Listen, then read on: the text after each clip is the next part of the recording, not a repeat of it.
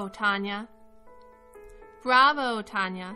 Story by Patricia Lee Gauch, illustrated by Satomi Ichikawa. Tiny Tanya loved to dance. She and her ballerina bear Barbara danced anywhere, anytime. Sometimes they did their pas de deux in the meadow, sometimes by the brook, sometimes to music only they heard. Tanya loved to dance so much that her mother sent her to dancing class with her sister Elise. Barbara had to stay in her bag. At the first class, Tanya was very happy. She put on her slippers and her leotard just like all the dancers. When they went to the bar, she did too. She walked just so, like a ballerina.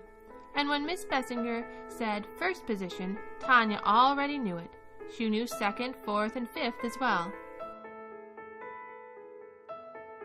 But when the woman with the comb in her hair began to play the piano, and Miss Bessinger clapped her hands and spoke at the same time, 1, 2, 3, 4, 1, 2, 3, 4, Tanya could not hear any music at all.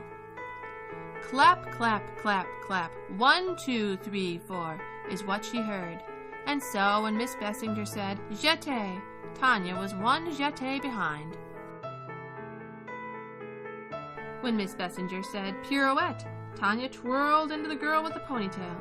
And when Miss Bessinger came up and whispered to her, 1, 2, 3, 4, when everyone was doing an arabesque, Tanya teetered and fell. This didn't feel like dancing at all. Still, each Saturday, Tanya took Barbara and went to class anyway.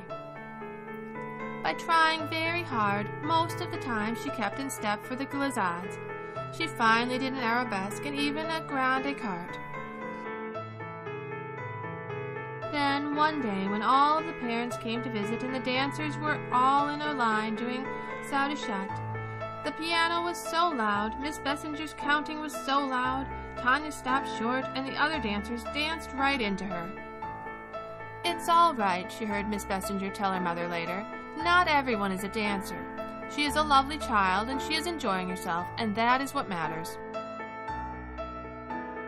So Tanya took Barbara and started home ahead of her mother and Elise. She wasn't a lovely child, and she wasn't enjoying herself. Not at all. Down by the brook she stopped.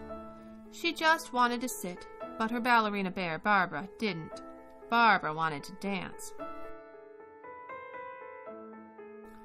Well, all right, Tanya said, and so they did their pas de deux on the rocks by the brook, and next to the waterfall where the brook came from the hill, and near the woods where the branches sang.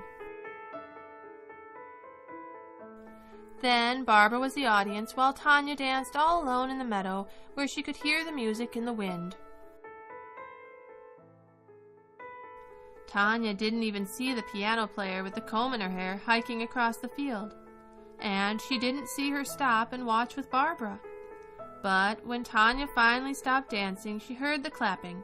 It was a different kind from Miss Bessinger's. Bravo, the piano player said. Tanya was so surprised her cheeks grew pink. You like the music here, the piano player said. I do too. The sun made the lady's hair shine on top. When I play the piano, sometimes I hear the wind. Sometimes I hear a storm. Sometimes I hear waves on a beach. Both Tanya and Barbara were surprised at that. Bravo again, she said, and smiling, she got up and hiked across the field. The next Saturday, Tanya tucked Barbara into her bag and went to dance class. When Miss Bessinger said stretch, Tanya stretched. When she said first and second and fourth and fifth position, plie and jeté, Tanya did. She even did more than one pas de deux. But when Miss Bessinger clapped, 1, 2, 3, 4, 1, 2, 3, 4, Tanya listened to the piano instead. She heard waves, a storm, and branches in the wind, and she danced. My goodness, Miss Bessinger said later, what a little ballerina you are. When she left that day, Tanya smiled at the piano player with the comb in her hair as she walked across the floor. Every Saturday, Tanya went to dance class. Her ballerina bear Barbara went too. She went to the bar and she danced every step. But Tanya and Barbara still liked best to dance a pas de deux, sometimes in the meadow, sometimes by the brook, sometimes to music only they heard. The end.